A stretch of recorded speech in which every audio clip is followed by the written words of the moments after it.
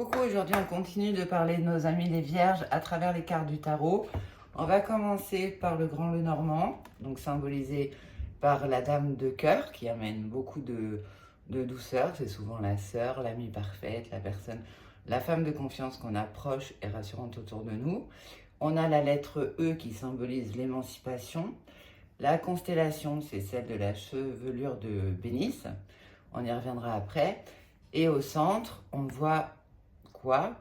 On voit Jupiter qui demande à Astrée, sa fille, d'aller sur Terre pour veiller sur tous les hommes et leur donner sa protection pendant ce qu'on a appelé la période de l'âge d'or. Je ferai un petit rappel sur l'âge d'or si vous le souhaitez après.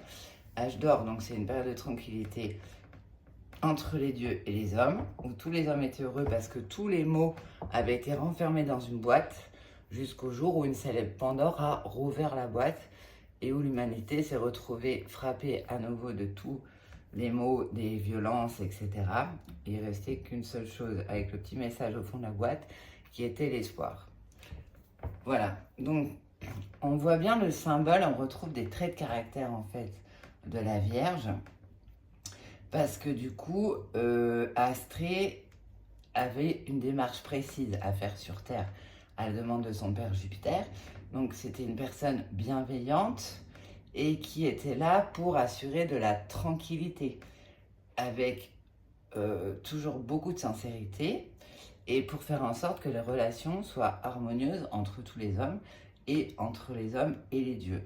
Donc on verra dans notre carte, on parle aussi de Mercure parce qu'on avait dit dans le tirage astro sur les Vierges que la planète qui influençait le signe, c'était Mercure. Mercure, c'est pareil, c'est un dieu qui a été envoyé qui est aussi un fils de Jupiter, qui a été envoyé sur Terre, enfin, qui avait le rôle de médiateur entre l'Olympe et les mortels. Voilà, donc c'est le dieu qui favorise tout ce qui est échange, activité commerciale et l'intelligence. Donc ça, c'est la partie astro, mais qu'on retrouve dans le tarot et qui définit le signe de la Vierge. Donc ce sont vraiment des personnes à chaque fois de confiance qui se lancent dans des choses précises, toujours avec beaucoup de bienveillance et qui aspirent à de la tranquillité, à la paix. C'est une façon de mettre en ordre les choses. Et en général, on retrouve, et on reverra encore plus tout à l'heure, que c'est fait toujours avec beaucoup de rigueur. Mais voilà, comme dans l'astrologie, par la mythologie, on retrouve certaines explications qui donnent des traits de caractère aux vierges, voilà, qui sont spécifiques. Alors ensuite, si on regarde dans le tarot, la carte est symbolisée par l'ermite. L'ermite, dans le tarot de Marseille, c'est la lame numéro 9. Juste avant, on a la justice. Donc, on retrouve, vous vous souvenez tout à l'heure, je vous ai dit qu'en fait, je ne sais plus si je l'ai dit d'ailleurs, Astrée, c'est la fille de Jupiter et c'est la fille de Thémis. Thémis, c'était la déesse de la justice. Et bien, dans le tarot de Marseille, curieusement, la carte qui symbolise la Vierge, donc l'ermite, vient juste après la lame 8, qui est la carte de la justice, et suit après la 10, qui est la roue de fortune. On y reviendra pour mieux comprendre. Donc l'ermite, pourquoi l'ermite? Parce que l'ermite, en fait, déjà, il chemine. Il a un mouvement lent, régulier, silencieux. C'est sous les traits d'un vieil homme pour marquer la maturité psychologique du signe de la Vierge, la finesse d'analyse qui leur est propre, comme on l'avait évoqué en astro avec Mercure. Mercure qui soulignait la ruse d'esprit propre aux Vierges. Et puis, justement, c'est une maturité aussi, parce que ça veut dire tirer les conclusions de ce qui s'est passé avant pour ensuite faire évoluer les choses.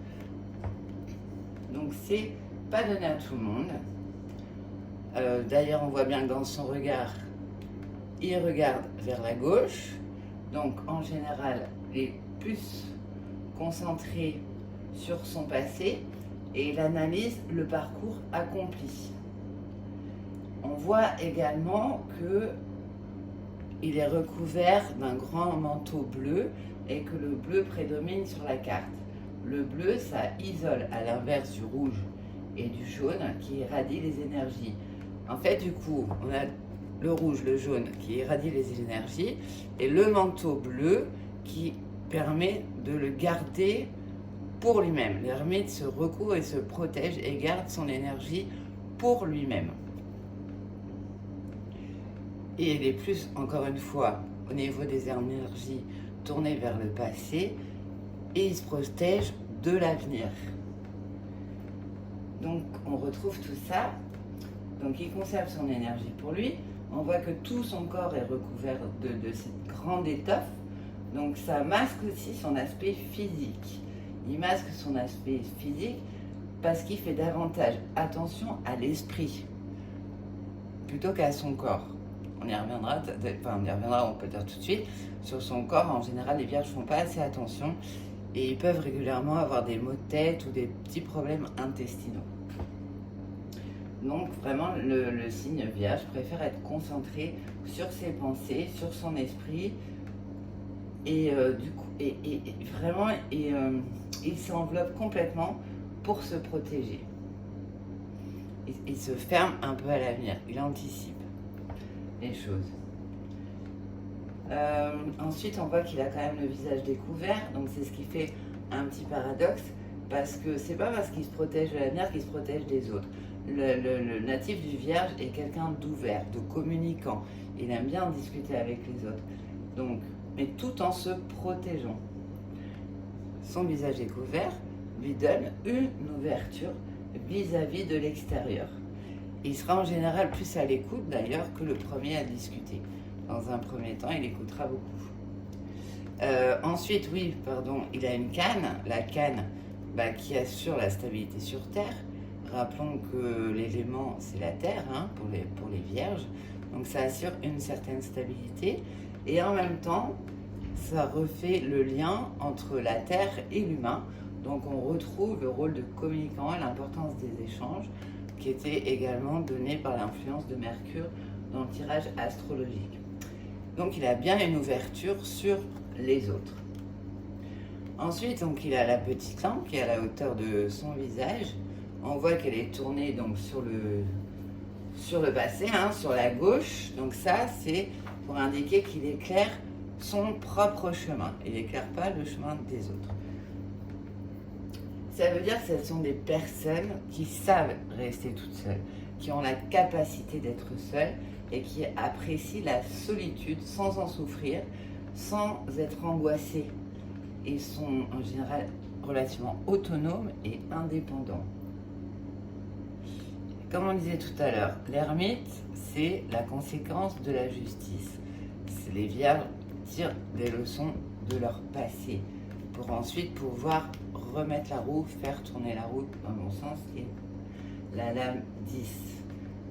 Donc en fait, ils établissent une relation de causalité et c'est en fait comme une prise de conscience. C'est comme s'ils prenaient conscience de découvrir qu'il existe un ordre des choses. Et tant qu'ils n'ont pas compris l'ordre des choses avant, ils se protègent de la suite.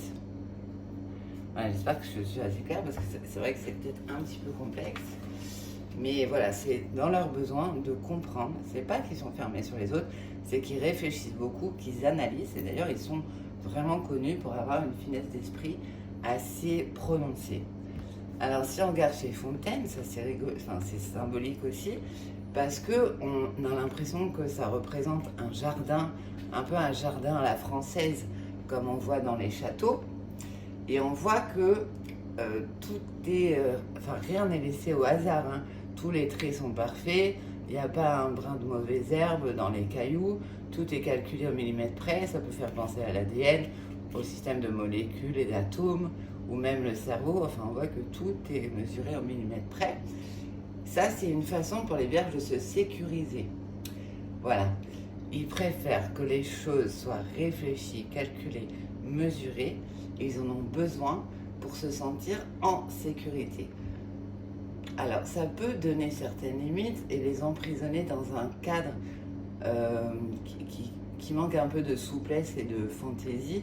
Et donc parfois, ils peuvent s'auto-enlever une part de liberté, entre guillemets.